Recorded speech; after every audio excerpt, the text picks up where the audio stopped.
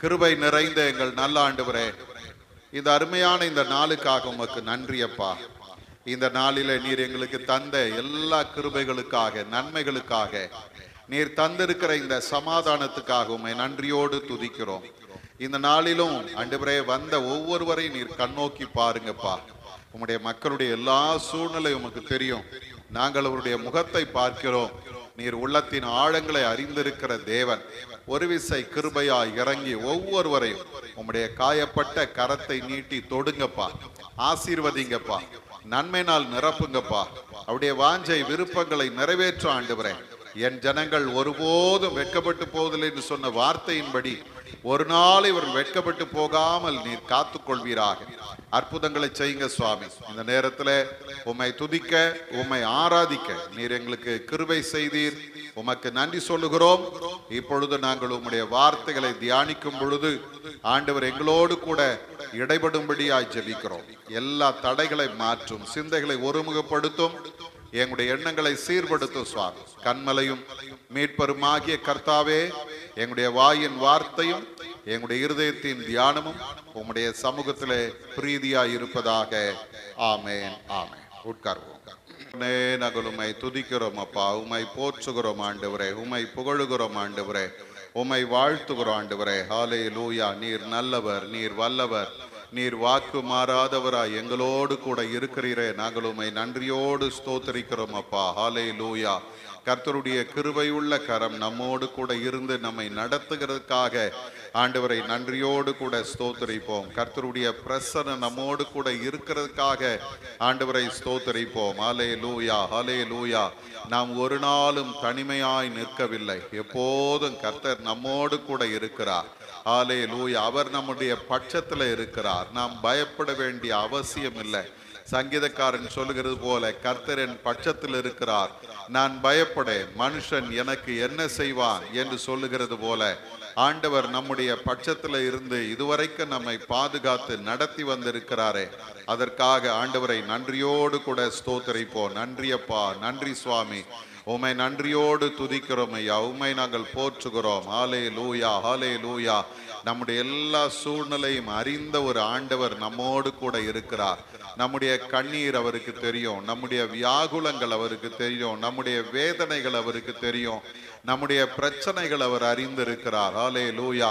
இந்த மாலை நேரத்தில் அந்த உன்னதமான ஆண்டவருடைய சமூகத்தில் நம்மை அர்ப்பணிப்போம். ஆண்டவரை, எல்லாவற்றையும் அறிந்திருக்கிற தேவன், என்னுடைய உட்கார்தலையும் என்னுடைய எழுந்திருக்குதலையும் அறிந்திருக்கிற தேவன், என்னுடைய நினைவுகளை தூரத்திலிருந்தே அறிகிற ஆண்டவர். ஹல்லேலூயா. எல்லாரும் ஆண்டவரை பார்த்து சொல்லுங்க, அப்பா என்னுடைய எல்லா சூழ்நிலைகளும் உமக்கு தெரியும், எல்லா சூழ்நிலைகளிலும் கர்த்தர் எனக்கு நன்மை செய்வீரப்பா, எனக்கு ஒரு விடுதலையை தருவீர் ஆண்டவரே, எனக்கு ஒரு சமாதானத்தை தருவீர் ஆண்டவரே. எல்லாரும் விசுவாச அறிக்கை பண்ணுங்க. கர்த்தரை மகிமைப்படுத்துவோம். ஹல்லேலூயா. ஆண்டவரை மகிமைப்படுத்துவோம், ஆண்டவரை மகிமைப்படுத்துவோம். அவர் துதிக்கும், ஸ்தோத்திரத்திற்கும் கனத்திற்கும் மகிமைக்கும் புகழுக்கும் கீர்த்திக்கும் பாத்திரராய் இருக்கிறார். ஹல்லேலூயா. ஆபிரகாம் ஒன்றுமே இல்லாமல் இருந்த பொழுதும் அவன் வாக்குத்தத்தம் பண்ணினவர் அதை நிறைவேற்ற வல்லவராய் இருக்கிறார் என்று முழு நிச்சயமாய் நம்பி அவன் விசுவாசத்திலே வல்லவனானான், தேவனை மகிமைப்படுத்தினான் என்று வேதம் சொல்லுகிறது. இந்த மாலை நேரத்தில் ஆண்டவர் நமக்கு தந்திருக்கிற ஒவ்வொரு வாக்குத்தத்தங்களையும் கர்த்தர் நம்முடைய வாழ்க்கையில நிறைவேற்றுவார் என்கிற அந்த நம்பிக்கையோடு ஆண்டவருடைய சமூகத்திலே கர்த்தரை உயர்த்துவோம், ஆண்டவருக்கு நன்றி சொல்லுவோம், கர்த்தரை மகிமைப்படுத்துவோம். ஹல்லேலூயா, ஹல்லேலூயா. எல்லாரும் விசுவாசத்தோட சொல்லுங்க, ஆண்டவரே எனக்கு குறித்ததை நீர் நிறைவேற்றுகிற தேவனாய் இருக்கிறீரப்பா. எல்லாரும் சொல்லுங்க, ஹல்லேலூயா. ஆண்டவரே, எல்லா சூழ்நிலையும் ஆண்டவர் மாற்றுகிறதற்கு வல்லமை உள்ளவராய் இருக்கிறீர். ஆண்டவரே, என்னுடையதை எனக்கு தருகிற தேவனாய் இருக்கிறீரப்பா. எல்லாரும் சொல்லுங்க, ஹல்லேலூயா. ஒரு நாள் நம்முடைய நன்மையை சத்துரு தடுக்க முடியாது, ஒரு நாள் நம்முடைய ஆசீர்வாதத்தை சத்துரு தடுக்க முடியாது, ஒரு நாள் சத்துரு நம்முடைய நன்மைகளை தடுக்க முடியாது. ஆண்டவர்கிட்ட சொல்லுங்க, ஆண்டவரே நீர் தருகிற நன்மைகள் எங்களுடைய வாழ்க்கையில நிச்சயமாய் வந்து சேரும் ஆண்டவரே. ஹல்லேலூயா, ஹல்லேலூயா, ஹல்லேலூயா. தேவரீர் சகலத்தையும் செய்ய வல்லவர், நீர் செய்ய நினைத்தது ஒன்றும் தடைபடாது. எல்லாரும் ஆண்டவரை பார்த்து சொல்லுங்க, நீர் செய்ய நினைத்தது ஒன்றும் தடைபடாத ஆண்டவரே. ஹல்லேலூயா, ஹல்லேலூயா. ஒருவேளை நம்முடைய வாழ்விலே சந்தேகங்கள் நம்மை மேற்கொள்ளும் போது ஆண்டவருடைய சமூகத்தில் நம்மை ஒப்பு கொடுப்போம். எல்லா சந்தேகத்தையும் எல்லா பயங்களையும் மாற்றுவதற்கு நம்முடைய ஆண்டவர் உண்மை உள்ள தேவனாய் நம்மோடு கூட இருக்கிறார். ஹல்லேலூயா. அவர் நல்லவர், அவர் வல்லவர், அவர் வாக்கு மாறாதவர். உங்க நாமம் சொல்ல சொல்ல என் இதயம் துள்ளுதையா. உங்க நாமம் சொல்ல சொல்ல என் இதயம் மகிழுதையா. உங்க நாமம் சொல்ல சொல்ல என் இதயம் துள்ளுதையா.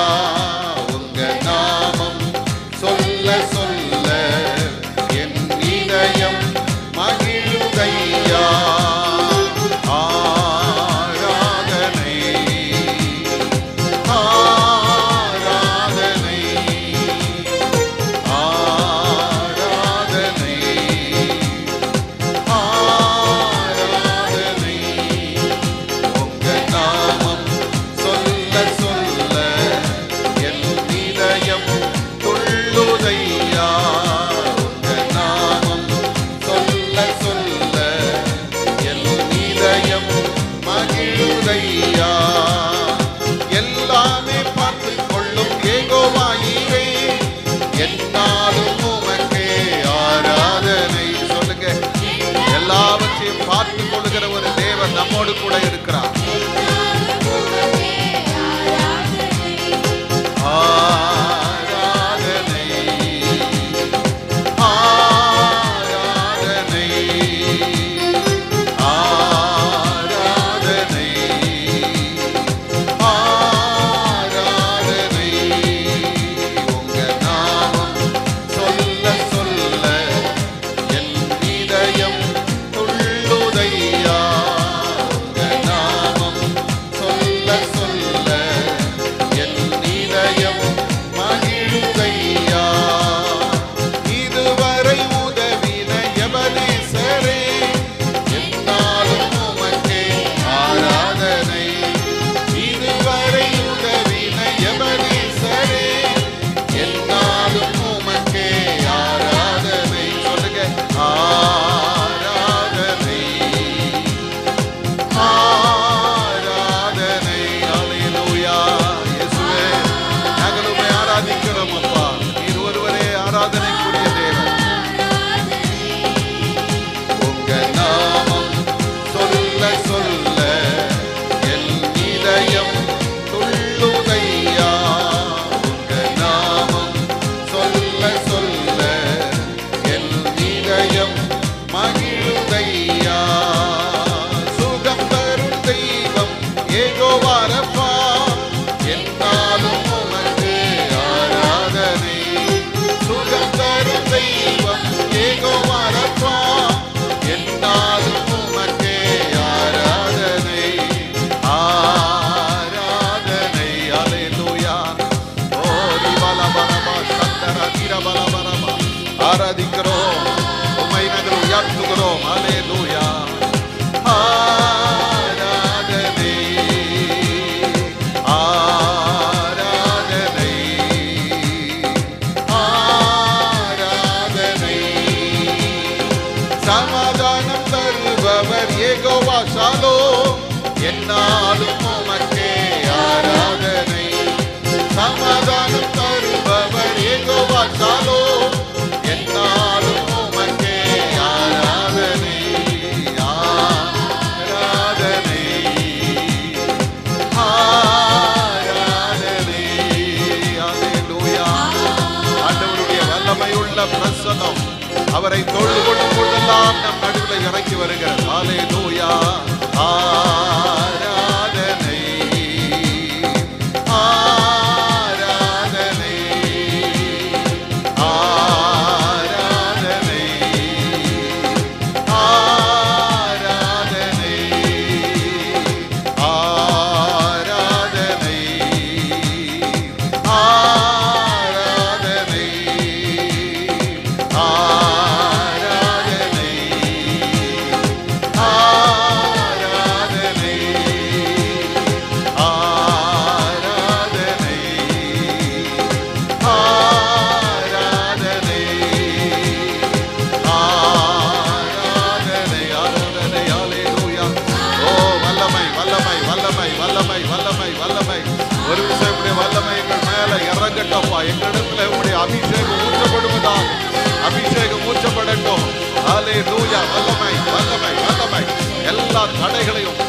பலவீனத்தின் கட்டுகளை கர்த்தர் உடைக்கிற தேவன். ஹல்லேலூயா. இப்பொழுது ஒரு புது பலன் ஒவ்வொருவர் மேல இறங்கி கொண்டிருக்கிறது. ஆண்டவருடைய அபிஷேகம் இறங்கி கொண்டிருக்கிறது. ஓ, நிரப்புங்க நிரப்புங்க நிரப்புங்க நிரப்புங்க நிரப்புங்கப்பா நிரப்புங்கப்பா நிரப்புங்கப்பா. உங்களுடைய புது பலன் எங்களில நிரப்பட்டு ஆண்டவரே, எங்களை நிரப்புங்க. ஹல்லேலூயா ஹல்லேலூயா. நன்றி ஆண்டவரே, நன்றியப்பா.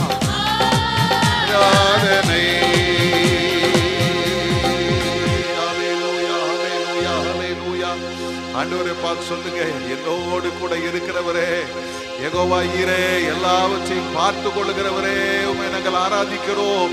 ஹல்லேலூயா. கரங்களை உயர்த்தி மகிமைப்படுத்துங்க. எல்லாவற்றையும் பார்த்து கொள்ளுகிற யெகோவா ஈரே, உம்மை நாங்கள் உயர்த்துகிறோம் ஆண்டவரே. எங்களுடைய சூழ்நிலைகள் எல்லாம் நீர் பார்த்துக் கொள்வீர். எங்களுடைய தேவைகளை எல்லாம் நீர் பார்த்துக் கொள்வீர். எங்களுடைய குறைவுகள் எல்லாம் நீர் பார்த்துக் கொள்வீர். எங்களை நிறைவான நன்மையினாலே நடத்துகிற ஒரு உன்னதமான ஆண்டவர் எங்களோடு கூட இருக்கிறீரே. ஹல்லேலூயா. உம்மை நன்றியோடு ஸ்தோத்திரிக்கிறோம். இந்த அருமையான நேரத்திலும் உங்கள் யாவரையும் ஆண்டவர் ஆகிய இயேசு கிறிஸ்துவின் இனிதான நாமத்தினாலே வாழ்த்துகிறேன், வரவேற்கிறேன். ஆண்டவர் தாமே இந்த நாளுக்கும் இந்த நேரத்திற்கும் உரிய எல்லா ஆசீர்வாதங்களினாலும் உங்களை நிறைத்து வழி நடத்துவாராக. சற்று நேரம் இந்த லெந்து நாட்களின் தியானத்திற்கு ஆதாரமாய் தெரிந்து கொண்ட வேத வசனம் 1 கொரிந்தியரின் புஸ்தகம் 1ஆம் அதிகாரம் 26வது வசனத்தினுடைய முதல் பகுதி. சகோதரரே, நீங்கள் அழைக்கப்பட்ட அழைப்பை பாருங்கள். இந்த தலைப்பிலே, அழைப்பை பாருங்கள் என்கிற தலைப்பிலே ஏறக்குறைய 22 நாட்கள் கடந்து போயிருக்கிறது. இந்த 23வது நாளிலே நாம் இந்த வசனத்தை தியானிக்கும்படியாய் நாம் இருக்கிறோம். அருமையானவர்களே, ஆண்டவர் நம்மை அழைத்திருக்கிறார். தம்முடைய விசேஷித்த அழைப்பை நம் எல்லாருக்கும் ஆண்டவர் கொடுத்திருக்கிறார் என்று சொல்லி நாம் இங்கே பார்க்கிறோம். அப்போஸ்தலனாகிய பவுல் தன்னுடைய மக்களுக்கு அவர் சொல்லித் தருகிற ஆலோசனை இதுதான். எல்லாரும் அழைக்கப்பட்டிருக்கிறோம். பலம் உள்ளவர்களானாலும் பலவீனர்களானாலும், படித்தவர்களானாலும் படிக்காதவர்களானாலும், இழிவானவர்கள் இல்லாதவர்கள் என்று நினைக்கப்படுகிறவர்களானாலும், பைத்தியங்கள் என்று நினைக்கிறவர்களானாலும் எல்லாரையும் கர்த்தர் அழைத்திருக்கிறார். அல்லேலூயா. ஆண்டவருடைய அழைப்பு இல்லாமல் நாம் இந்த இடத்துல வர முடியாது. ஆண்டவருடைய அழைப்பு இல்லாமல் நாம் அவரை அறிந்து கொள்ளவும் முடியாது. ஆகவே அழைத்த தேவன் அநேக பரிசுத்தவான்களை நமக்கு முன்பாக வைத்து அவர்களுடைய அழைப்பை குறித்து நாம் சிந்திக்க நமக்கு உதவி செய்திருக்கிறார். இன்றைக்கு நாம் சிந்திக்க போகிற இன்னொரு அழைப்பு என்ன தெரியுங்களா? கர்த்தருக்கு வழியை ஆயத்தப்படுத்த நாம் அழைக்கப்பட்டிருக்கிறோம். அல்லேலூயா. கர்த்தருக்கு வழியை ஆயத்தப்படுத்த நாம் அழைக்கப்பட்டிருக்கிறோம். இந்த லெந்து நாட்களை நாம் கொண்டாடி கொண்டிருக்கிறோம். இந்த லெந்து நாட்களில குருத்தோலை பவனி அப்படின்னு வந்த உடனே நம்ம எல்லாரும் என்ன பண்ணுவோம்? ஆண்டவரை மகிமைப்படுத்தி பாடி நம்ம ஒரு ஊர்வலம் போயிட்டு வந்துருவோம். அந்த ஊர்வலம் போகிறது ஏன் அப்படின்னு என்னைக்காவது நீங்க கேட்டிருக்கிறீங்களா? ஏன் நான் அந்த ஊர்வலம் போகிறேன்?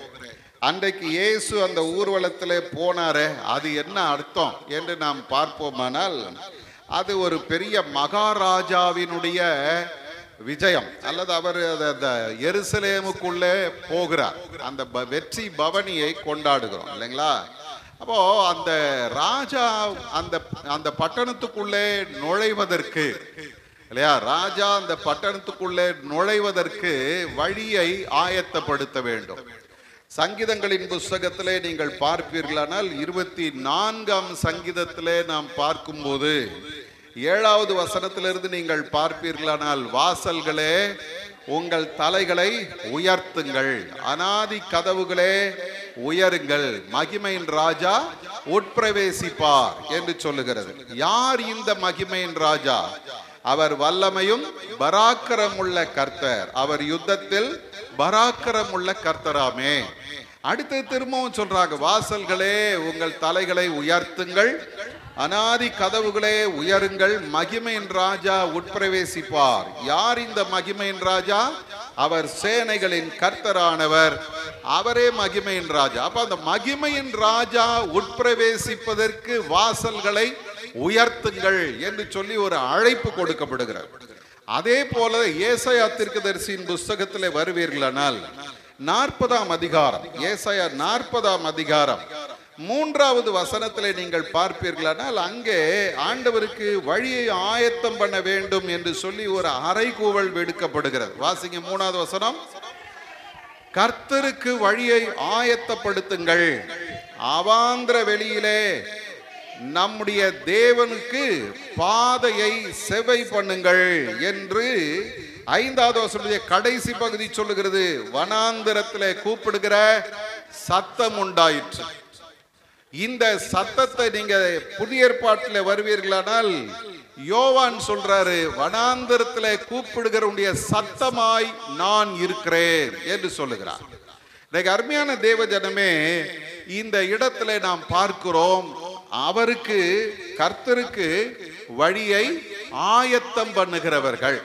எனக்கு அருமையான தேவ ஜனமே, எப்படி நாம் ஆண்டவருக்கு வழியை ஆயத்தம் பண்ண வேண்டும் என்று ஒரு கேள்வி நமக்கு எழும் பொழுது இந்த வேதம் நமக்கு சொல்லுகிறது. முதல்ல இந்த ஏசாயா 40ஆம் அதிகாரம் 4வது வசனத்துல பாருங்க, பள்ளங்கள் எல்லாம் உயர்த்தப்பட்டு சகல மலையும் குன்றும் தாழ்த்தப்பட்டு கோணலானது செவ்வையாகி கரடு முரடானவை சமமாக்கப்படும் என்று சொல்லுகிற ஒரு சத்தம். அல்லேலூயா. முதல்ல பாருங்க, கர்த்தருக்கு வழியை ஆயத்தப்படுத்த வேண்டும். எப்படி ஆயத்தப்படுத்த வேண்டும்? எல்லாவற்றையும் சமமாக்குகிறவர்கள் இல்லையா? என்ன சொல்லுது பாருங்க, பள்ளங்கள் எல்லாம் என்ன ஆகும்? உயர்த்தப்படும், மலைகளும் குன்றுகளும் தாழ்த்தப்படும். எது கீழே இருக்குதோ அது மேலே கொண்டு வரப்பட வேண்டும், எது மேல இருக்குதோ அது கீழே கொண்டு போகப்பட வேண்டும். மேடானது சமமாகணும். அடுத்தது சொல்லுகிறது, அவர்கள் கோணலானது செவ்வையாகணும், கரடு முரடானவை சமமாக்கப்பட வேண்டும். இதுக்கு தான் உங்களை என்னை கர்த்தர் அழைத்து இருக்கிறார். இப்போ யோவானுடைய வாழ்க்கையை நீங்க பாத்தீங்கன்னா இந்த காரியத்தை யோவான் செய்கிறார். இந்த மத்தேயின் சுவிசேஷம் 3ஆம் அதிகாரத்திலே நீங்கள் வருவீர்களானால் 5வது வசனத்திலிருந்து நீங்கள் பார்க்கும்போது இந்த யோவானுடைய ஊழியத்தை வேதம் இங்கே நமக்கு காண்பிக்கிறது. வாசிங்க பார்க்கலாம் 5வது வசனம் பாருங்க. முதல்ல சொல்லுது, எருசலேம் நகரத்தாரும் யூதேயா தேசத்தார் அனைவரும் யோர்தானுக்கு அடுத்த சுற்றுப்புறத்தார் யாவரும் அவனிடத்தில் போனார்கள். முதல்ல வித்தியாசமே இல்லை, இவன் இந்த ஊர்க்காரன், இவன் இந்த தேசத்தான் என்கிற வித்தியாசம் இல்லை. எருசலேமிலே இருந்தவர்கள், யூதேயா தேசத்தில் இருந்தவர்கள், சுற்றுப்புறத்தில் இருந்தவர்கள் எல்லாரும் அவனிடத்தில் போய் என்ன செய்தார்களாம்? பாவங்களை அறிக்கையிட்டு ஞான ஸ்நானம் பெற்றார்கள். முதல் ஒரு கூட்டம். 2வது ஒரு கூட்டம் சொல்லுது, பரிசேயர் சதுசேயர் அநேகர் தன்னிடத்தில் ஞான ஸ்நானம் பெறும்படி அவனிடத்தில் வந்தார்கள் என்று சொல்லுகிறது. அது மாத்திரமல்ல, அதை தொடர்ந்து நீங்கள் பார்ப்பீர்களானால் லூக்காவின் புஸ்தகம் 3ஆம் அதிகாரம் 12வது வசனத்திலே சொல்லுகிறது, ஆயக்காரரும் அவனிடத்திலே ஞான ஸ்நானம் பெறும்படி வந்தார்கள். அதே லூக்கா 3ஆம் அதிகாரம் 14வது வசனம் சொல்லுது, போர் சேவகரும் அவனிடத்தில் ஞான ஸ்நானம் பெறும்படி வந்தார்கள். அருமையானவர்களே, இந்த இந்த இந்த இந்த யோவானுடைய ஊழியத்தை நீங்க பார்த்தீங்கன்னா, கர்த்தருக்கு வழியை ஆயத்தம் பண்ண போகும்போது அந்த வழியை அவன் ஆயத்தப்படுத்துவதற்கு அவன் செய்த காரியம் என்ன தெரியுமா? மேட்டிமையானவர்களை தாழ்த்தினான், தாழ்ந்தவர்களை உயர்த்தினான், ரட்சிக்கப்படாதவர்களை கடிந்து கொண்டு ரட்சிக்க வழி செய்தான், மனம் திரும்பி வந்தவர்களுக்கு ஞான ஸ்நானம் கொடுத்தார். ஒரு அல்லேலூயா சொல்லுங்க. இந்த யோவான் யாரையும் பிரிச்சு பார்க்கல. எனக்கு அருமையான தேவ ஜனமே, ஆண்டவர் உங்களை என்னை அழைத்து இருக்கிற நோக்கம் என்ன தெரியுமா? எல்லாரையும் கர்த்தருக்கென்று ஆயத்தப்படுத்த வேண்டும், எல்லாரையும் கர்த்தருக்காக சமநிலையிலே கொண்டு வந்து நிறுத்த வேணும். இன்னைக்கு சபை செய்ய வேண்டிய ஒரு காரியம் இருக்கிறது, என்ன தெரியுங்களா? வேற்றுமைகளை கலைந்து எல்லாரையும் நாம் எல்லாரும் ஒன்று என்று ஆண்டவர் சமூகத்திலே சமமாய் நிறுத்துவது சபையினுடைய வேலை. ஆனா இன்றைக்கு நம்முடைய தேசத்தின் சாபம் என்ன தெரியுங்களா? சபைக்குள்ளேயும் ஜாதி வந்துருச்சு, சபைக்குள்ளேயும் ஊர் பிரச்சனை வந்துருச்சு, சபைக்குள்ளேயும் மொழி பிரச்சனை வந்துருச்சு. நீ இன்னார் நீ இன்னார்னு பிரிச்சு பார்க்கிற ஒரு சூழ்நிலைக்குள்ளே சபை தள்ளப்பட்டு இருக்கிறது. ஆனா இன்றைக்கு ஆண்டவர் ஒரு விசேஷித்த அழைப்பை உங்களுக்கு எனக்கு வைக்கிறார். என்ன அழைப்பு தெரியுமா? பள்ளங்கள் உயர்த்தப்பட வேண்டும், மலைகளும் குன்றுகளும் தாழ்த்தப்பட வேண்டும், கோணலானவைகள் செவையாக்கப்பட வேண்டும், கரடு முரடானவைகள் சமமாக்கப்பட வேண்டும். நான் இந்த யோவானை குறித்து பார்க்கும்போது இன்னொரு ஆச்சரியம் என்ன தெரியுங்களா? பொது ஜனங்களையும் சேவகர்களையும் பரிசேயரையும் சதுசேயரையும் ஆயக்காரரையும் கடிந்து கொண்டவன் இதோட நிக்கல, அடுத்து ஒரு படி மேல போறாரு. மத்தேயு சுவிசேஷம் 14ஆம் அதிகாரம் 3வது வசனத்துல வந்தீங்கன்னா, ஏரோது என்கிற ராஜாவையே நேருக்கு நேர் கடிந்து கொண்டான். அல்லேலூயா. ஏரோது சாதாரணமானவன் அல்ல. வேடிக்கையா ஒரு வார்த்தை சொல்லுவாங்க, ஏரோதனுடைய பிரஜையா இருக்கிறதை விட அவனுடைய அரண்மனையில பன்றியா இருக்கலாமா. It is better than to be a pig than a citizen. அவ்வளவு கொடுமையான மனுஷன் ஏரோது. ஆனா அந்த கொடுமையான மனிதனையும் இந்த யோவான் என்ன பண்ணல, பெரிய ஆள்ல நீ ஒண்ணு கிடையாதப்பா, உங்ககிட்டயும் தவறு இருந்தால் உன்னையும் நான் கண்டிப்பேன். அல்லேலூயா, அல்லேலூயா. இன்னைக்கு நம்முடைய வாழ்க்கையில ஒரு காரியத்தை நீங்களும் நானும் தெரிஞ்சுக்கணும். என்னை அழைத்த தேவன் எதற்காக அழைத்து இருக்கிறார் தெரியுமா? அவருக்கு நான் வழியை ஆயத்தம் பண்ண வேண்டுமானால் எல்லாவற்றையும் ஒன்றாய் பாவிக்கிறவர்களாக நாம் இருக்க கர்த்தர் நம்மை அழைக்கிறார். எல்லாம் சமமாக்கப்பட்ட ஒரு நிலை. இரண்டாவது, இவர்களை இந்த கர்த்தருக்கு வழியை ஆயத்தப்படுத்துவதை குறித்து பார்ப்பீர்களானால் லூக்காவின் புஸ்தகம் 3ஆம் அதிகாரம் 16வது வசனத்தை வாசிக்க பார்க்கலாம். லூக்கா 3:16. யோவான் எல்லாருக்கும் பிரதியுத்தரமாக, நான் ஜலத்தினால் உங்களுக்கு ஞான ஸ்நானம் கொடுக்கிறேன், என்னிலும் வல்லவர் ஒருவர் வருகிறார். அருமையானவர்களே, இந்த இடத்துல நீங்க பாத்தீங்கன்னா இந்த அழைப்பு, அதாவது கர்த்தருக்கு வழியை ஆயத்தப்படுத்துங்கள்ன்ற அந்த அழைப்பு வருகிறது. எப்படிப்பட்ட வேலையை செய்யணும் தெரியுங்களா? இந்த ஏசாயா 40:5 நீங்க வாசி பார்த்தீங்கன்னா அந்த இடத்துல வேதம் சொல்லுது, கர்த்தருடைய மகிமையை வெளிப்படுத்துகிறது. அல்லேலூயா. முதல்ல எல்லாவற்றையும் சமமாக்குகிறவர்கள், இரண்டாவது கர்த்தருடைய மகிமையை வெளிப்படுத்துகிறவர்கள். இன்னைக்கு ஆண்டவர் உங்களை என்ன எதற்காக அழைத்து இருக்கிறார் தெரியுமா? அவருடைய மகிமையை நான் மற்றவர்களுக்கு சொல்லணும். அல்லேலூயா. இந்த இடத்துல யோவானை குறித்து வேதம் சொல்லுது. இந்த லூக்கா 3:16 அவர் சொல்றாரு, நான் ஜலத்தினால் உங்களுக்கு ஞான ஸ்நானம் கொடுக்கிறேன், என்னிலும் வல்லவர் ஒருவர் வருகிறார். அல்லேலூயா. என்னிலும் வல்லவர் ஒருவர் வருகிறார். அவர் என்ன செய்யறாரா? அவருடைய பாதரட்சைகளின் வாரை அவிழ்க்கிறதற்கும் நான் பாத்திரன் அல்ல. யோவானுடைய நிலை என்ன தெரியுமா? தன்னை வெளிப்படுத்துவதல்ல, கர்த்தரை வெளிப்படுத்தினார். அல்லேலூயா. இன்னைக்கு அருமையான தேவ ஜனமே, இன்றைக்கு அழைக்கப்பட்டவர்களாக நாம் ஆண்டவருக்கு எப்படி வாழணும் தெரியுமா? என்னையும் என்னுடைய சுயத்தையும் என்னுடைய பெருமையும் பேசுறதுக்கு கடவுள் நம்மளை அழைக்கல. எதற்காக அழைத்திருக்கிறார்? அவருடைய மகிமையை வெளிப்படுத்தும்படி அழைத்திருக்கிறார். யோவான் சொல்றாரு, நான் ஜலத்தினாலே ஞானஸ்நானம் கொடுக்கிறேன், ஆனால் எனக்கு பின்னாலே வருகிறவர், அடுத்த அந்த 16வது வசனத்துடைய கடைசி பகுதியில் வந்தீங்கன்னா, அவர் பரிசுத்த ஆவியினாலும் அக்கினியினாலும் உங்களுக்கு ஞானஸ்நானம் கொடுப்பார். கர்த்தரை எவ்வளவு தூரம் உயர்த்துறாரு பாருங்க. நான் ஒண்ணும் இல்லைங்க, நான் சாதாரணமாய் ஜலத்தினால ஞானஸ்நானம் கொடுக்கிறேன், ஆனால் பெரியவர் ஒருத்தர் வர்றாரு. அவர் என்ன பண்றாரு தெரியுமா? அவர் அக்கினியினாலும் பரிசுத்த ஆவியினாலும் அவர் ஞானஸ்நானம் கொடுக்கிறார். அல்லேலூயா.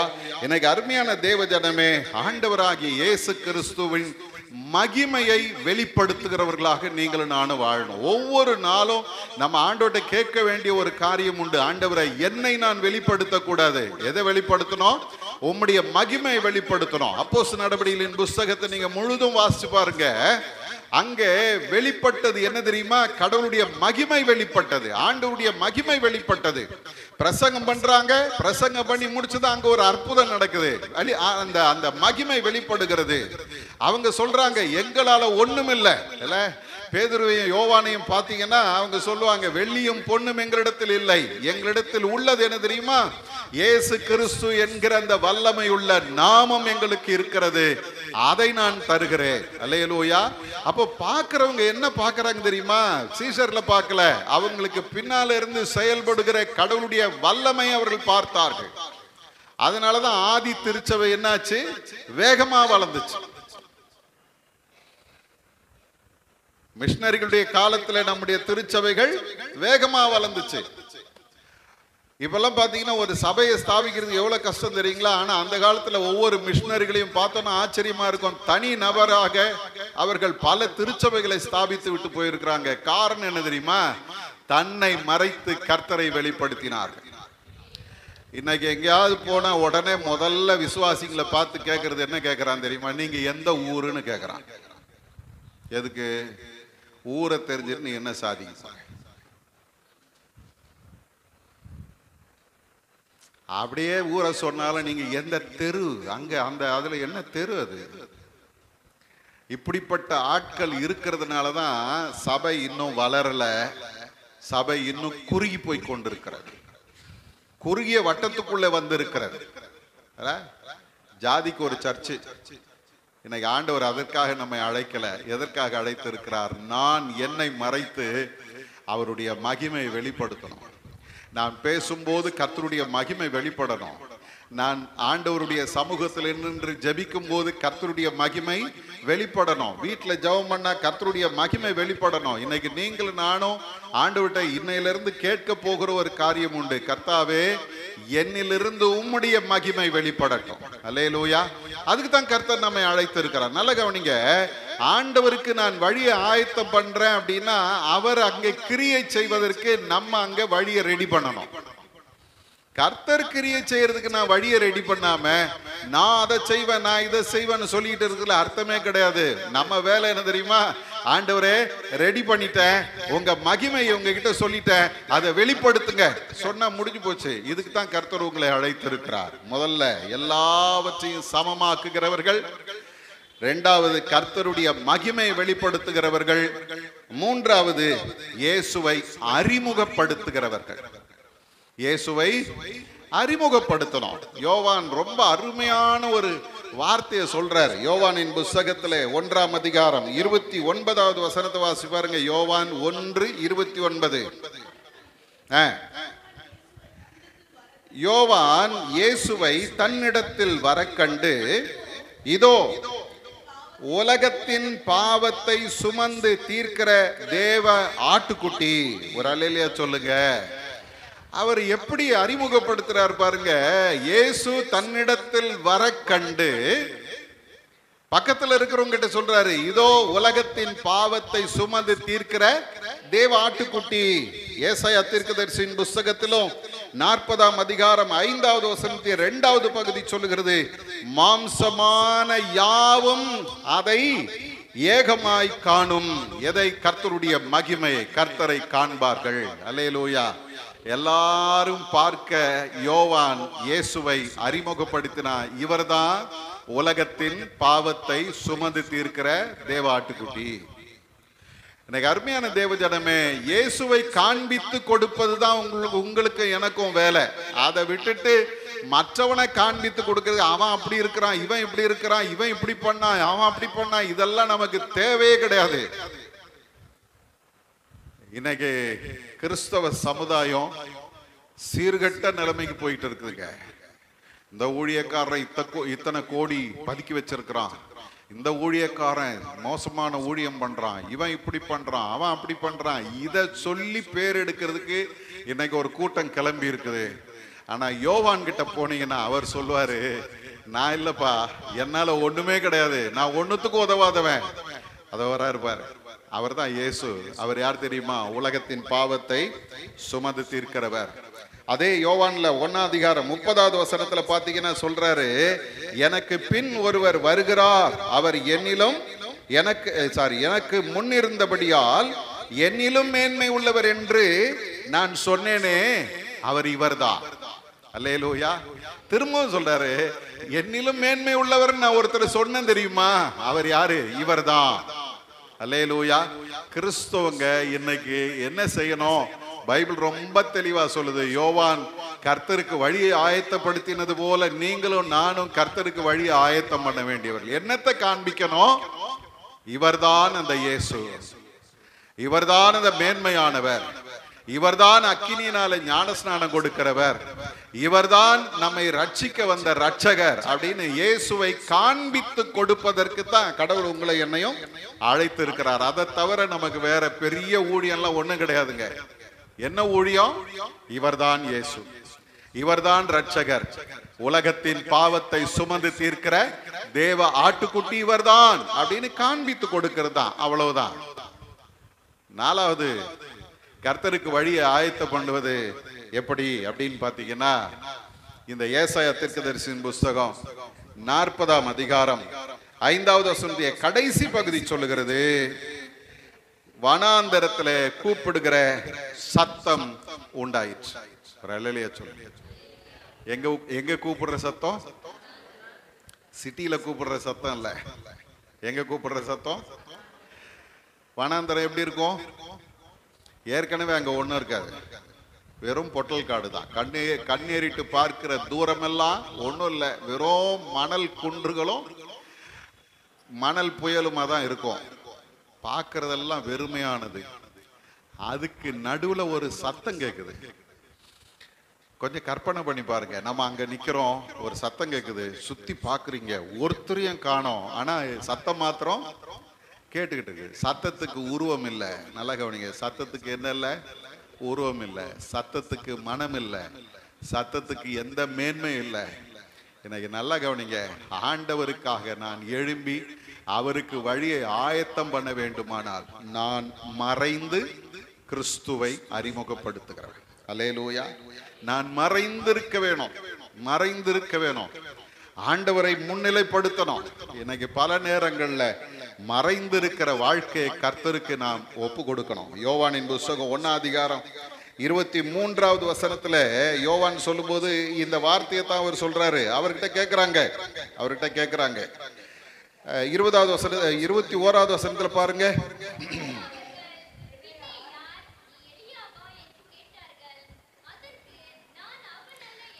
நீ எலியாவான்னு கேட்கிறாங்க. அவர் என்ன சொல்ற? நான் அவன் அல்ல. அடுத்தது, தீர்க்கதரிசியானவரா என்று கேட்டார்கள். அதற்கும் அல்ல என்றான். அவங்க கேட்கிறாங்க, பின்னும் அவனை நோக்கி, நீர் யார்? எங்களை அனுப்பினவர்களுக்கு நாங்கள் உத்தரவு சொல்லும்படிக்கு உம்மை குறித்து என்ன சொல்லுகிறீர் என்று கேட்டார். என்னையா நீ இவ்வளவு கடினமா பேசுற, இவ்வளோ அதிகாரமா பேசுற, நீ தீர்க்கதரிசியா? நீ எலியாவா? நீ யார்? அருமையான ஒரு பதில் சொல்றாரு. கர்த்தருக்கு வழியை செவை பண்ணுங்கள் என்று ஏசாயா தீர்க்கதரிசி சொன்னபடியே நான் வனாந்தரத்தில் கூப்பிடுகிறோண்டிய சத்தமாயிருக்கிறேன். அல்லேலூயா. எனக்கு உருவம் கிடையாது, எனக்கு பெருமை கிடையாது, எனக்கு எந்த மேன்மையும் கிடையாது, நான் யார் என்கிற அறிமுகம் தேவைப்படாது. நான் வனாந்தரத்தில் ஏற்படுகிற ஒரு சத்தம். உட்கார்ந்து யோசிச்சு பார்த்தேன். அவன் அந்த அந்த சத்தத்தை கேட்கத்தான் முடியுமே தவிர பார்க்க முடியாது, உணர முடியாது. இல்லை, அது கேட்கலாம். அந்த அந்த உணர்வு மட்டும்தான், மற்றபடி ஒண்ணுமே இல்லை. என்ன உருவம்? அது சோப்பா இருக்குமா, கருப்பா இருக்குமா, குண்டா இருக்குமா, மெலிசா இருக்குமா, உயரமா இருக்குமா, குள்ளமா இருக்குமா, ஒன்றும் தெரியாது. அவர் பல்லு எடுப்பா இருக்குமா, இல்லை ஓட்டப்பல்லா இருக்குமா, அவர் கண்ணு அழகா இருக்குமா, இல்ல குழி விழுந்த கண்ணா இருக்குமா, ஒண்ணுமே. ஒரு ஊழியக்காரர் டை கட்டிட்டு தான் பிரசங்கம் பண்ண. அவர்கிட்ட கேட்டேன், ஏங்க டை கட்டுறீங்க? இந்த வெயில்ல வேர்த்து விறுவிறுக்க உள்ளெல்லாம் வேர்த்துருமே, எப்படி நீ டை கட்டிட்டு? பிரதர், டை கட்டலன்னா நம்ம ஆளுங்க நம்மளை மதிக்க மாட்டாங்க. என்னது டை கட்டலன்னா? ஒரு காலத்துல பார்த்து இருக்கிறீங்களா, பாஸ்டருங்க அப்படின்னா என்ன கலர் ட்ரெஸ் போடுவாங்க? ஒரு மாதிரி பாக்குறீங்க, பிளெயின் கலர்ல போடும். ஒரு முறை நம்முடைய தந்தை பேராயரை பார்க்க போன போது என் கூட ஒருத்தர் ஒரு பாஸ்டர் வந்தது. அவர் செக்டு ஷர்ட் போட்டிருந்தார். பார்த்ததும் அவரை பார்த்துட்டு, டே தம்பி நீ யாரு அப்படின்னு. ஐயா இந்த சர்ச்சில் பாஸ்டர். பாஸ்டரா? கூத்தாடி மாதிரி ட்ரெஸ் போட்டுன்னு வந்திருக்கிற அப்படின்னா. அன்னையிலேருந்து அவர் அந்த மாதிரி செக்டு ட்ரெஸ்ஸை போடுறதே கிடையாது. எதுக்கு சொல்கிறேன்? நம்மை மேன்மைப்படுத்துவதற்கும் 4 பேர் பார்த்து புகழறதுக்கும் இல்லை. என்னை பார்க்கிறவர்கள் கிறிஸ்துவை பார்க்கணும், என்னை பார்க்கிறவர்கள் கர்த்தரை பார்க்கணும், அவருடைய மகிமையை பார்க்கணும், அவருடைய வல்லமையை பார்க்கணும். அல்லேலூயா. லூக்கா 1:80 வாசிச்சு பார்த்தீங்கன்னா, அங்கே இந்த யோவானுடைய வாழ்க்கையும் எப்படி இருந்துச்சு தெரியுமா? எங்க இருந்தா தெரியுமா? வனாந்தரத்துல வாழ்ந்தான். அவனை குறித்து அங்கே சொல்லும் போது 80 சொல்லுது, அந்த பிள்ளை வளர்ந்து ஆவியில பலங்கொண்டு இஸ்ரவேலுக்கு தன்னை காண்பிக்கும் நாள் வரைக்கும் அவன் எங்க இருந்தானா? வனாந்தரத்துல இருந்தான். அவனுடைய வாழ்க்கையே வனாந்தரத்துல தான் இருந்துச்சு. அவனை குறித்து வேதம் சொல்லுது, அவன் வெட்டுக்கிளியும் காட்டுத்தேனையும் சாப்பிட்டு வளர்ந்தவன். அவனுக்கென்று ஒரு பெரிய அடையாளம்லாம் ஒண்ணும் கிடையாது. ஒட்டக மயிர் தோலை தரித்து கொண்டு வெட்டுக்கிளியும் காட்டுத்தேனையும் சாப்பிட்டுட்டு அவ்வளவு வல்லமையான ஒரு ஊழியத்தை செஞ்சார். நான் சொன்ன மாதிரி டை கட்டிக்கிட்டு கோட்டு போட்டு வேடிக்கையா இருக்குது. இன்னைக்கு இருக்கிற ஊழியக்காரர்களை பார்க்கும்போது, கிறிஸ்தவங்களை பார்க்கும்போது. ஒரு ஊழியக்காரரை பார்த்தேன், சர்ச்சுக்குள்ள வரும்போது கோட்டு போட்டு வந்தார். அவர் பின்னால ஒரு 10 பேர் இப்படின்னார். சரசரசரன்னு ஒருத்தர் கோட்டை கழட்டினார். அப்புறம் ஆல்டர்ல நின்று பிரசங்கம் பண்ணிட்டே இருக்கிறார். அங்க ஒருத்தர் டேபிள் பக்கத்துல நிப்பார், இப்படியே நிப்பார். இவர் அப்படி முகத்தை கர்ச்சீஃப்ல தொடச்சிட்டு அந்த கர்ச்சீஃபை இப்படி நீட்டுவார். அவர் வாங்கி அதை டேபிள்ல காய வைப்பார். இப்படிப்பட்ட ஆர்ப்பாட்டங்கள் இன்றைக்கு நடந்து கொண்டு இருக்கும் போது கர்த்தருக்கு வழியை ஆயத்தப்படுத்துறவன் என்ன பண்ண தெரியுமா? தன்னை முழுமையாய் மறைத்து கர்த்தரை மாத்திரமே முன்னிறுத்துகிற வாழ்க்கை. இன்னைக்கு அருமையான தேவஜனமே, ஆண்டவருடைய சமூகத்துல நம்மை அர்ப்பணிப்போமா? ஆண்டவரே, நான் சிறுகவும் நீர் பெருகவும் வேணும். எந்த சூழ்நிலையிலும் நான் முன்னால வந்துடக்கூடாதப்பா. நீங்க எப்போதும் மகிமைப்படத்தக்கதாக உம்முடைய மகிமை நான் வெளிப்படுத்தணும், உம்மை நான் அறிமுகப்படுத்தணும். எல்லா கரடு மேடானவைகளை சமமாக்கி உமக்கு முன்பாக வழியை ஆயத்தப்படுத்த என்னை நீர் அழைத்திருக்கிறீர். அந்த அழைப்பை நிறைவேற்ற எனக்கு கிருபை செய்யும் என்று கர்த்தருடைய சமூகத்தில் ஒப்பு கொடுப்போமா? கண்களை மூடி ஆண்டவரை நோக்கி பார்ப்போம், அர்ப்பணிப்போம். எனக்கு பெருமை நமக்குள்ள வரக்கூடாது. சுயம் எந்த இடத்துலையும் தலையெடுக்க கூடாது. மனிதர்களை பிரியப்படுத்துகிற ஊழியம் நம்முடைய வாழ்க்கையில வந்துடக்கூடாது. வேதம் சொல்லுகிறது, கரடானவைகள் சமமாக்கப்பட வேண்டும், பள்ளங்கள் எல்லாம் உயர்த்தப்பட வேண்டும். யோவான் இடத்துல வந்த எல்லாரையும் அவன் ஒரே மாதிரி தான் ட்ரீட் பண்ணான். எருசலேம்ல இருந்து வந்தாங்க, யூதேயாவிலிருந்து வந்தாங்க, சுற்றுப்புறத்திலிருந்து வந்தாங்க, பரிசேயர் வந்தாங்க, சதுசேயர் வந்தாங்க, போர்ச்சேவர் வந்தாங்க, ஆயக்காரர்கள் வந்தாங்க. ராஜாவே முன்னால நின்னாலும் யோவானுடைய பிரசங்கம் ஒரே பிரசங்கம் தான். விரியன் பாம்பு குட்டிகளே, வரும் கோபத்திற்கு தப்பித்துக் கொள்ள உங்களுக்கு வகை காட்டினவன் யார்? மனந்திரும்புங்கள், மனந்திரும்புதலுக்கு ஏற்ற கனி கொடுங்கள் என்கிற பிரசங்கம் தான் யோவானுடைய பிரசங்கம். அதற்காகத்தான் அழைக்கப்பட்டார். இன்னைக்கு நீங்களும் நானும் அப்படித்தான் அழைக்கப்பட்டிருக்கிறோம். உலகத்தை பிரியப்படுத்தினா கர்த்தருக்கு வழியை ஆயத்தப்படுத்த முடியாது. நம்மை வெளிப்படுத்த நினைத்தால் கர்த்தரை நாம் வெளிப்படுத்த முடியாது. கர்த்தருடைய மகிமையை வெளிப்படுத்துகிறவர்களாக ஆண்டவர் உங்களை அழைத்திருக்கிறார். கர்த்தரை மற்றவர்களுக்கு அறிமுகப்படுத்துகிறவர்களாக ஆண்டவர் உங்களை என்னை அழைத்திருக்கிறார். நம்மை மறைத்து ஆண்டவரை உயர்த்தி காண்பிக்கிறவர்களாக கர்த்தர் நம்மை அழைத்திருக்கிறார். ஒப்பு கொடுப்போமா? எங்கேயும் எங்க சுயம் தலையெடுக்க கூடாது சுவாமி. எங்கேயும் கர்த்தரை அறிமுகப்படுத்த வேண்டிய நாங்கள் எங்களை அறிமுகப்படுத்தி கொள்ளக்கூடாது.